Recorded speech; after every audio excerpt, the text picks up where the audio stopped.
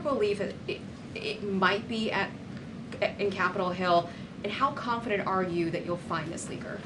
Well, I'm not personally looking for the leaker. The FBI is looking for the leaker, so you'll have to ask them in the Department of Justice in terms of this investigation.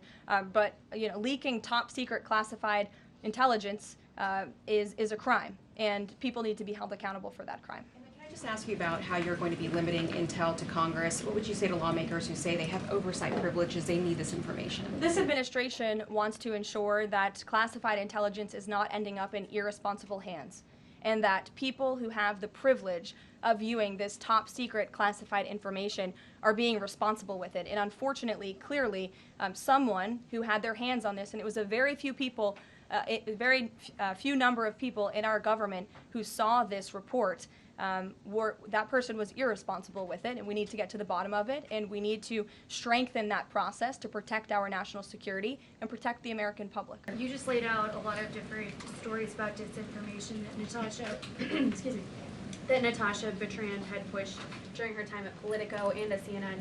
Why would any member of the Trump administration leak anything to her? Well, again, as I just said, we're investigating who that leaker was. It could have been someone in the intelligence community, or it could have been someone on Capitol Hill who had access to this document. The FBI is searching for that person. Go ahead.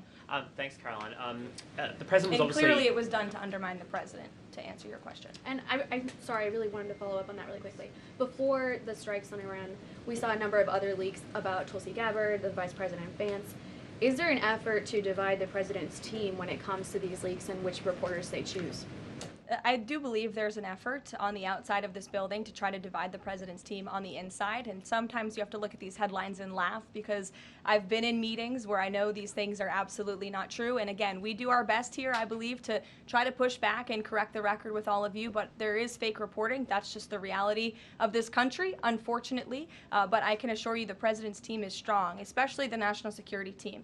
Everyone is very proud of the president, of our commander-in-chief, and of our military for the successful operation that took place on Saturday night.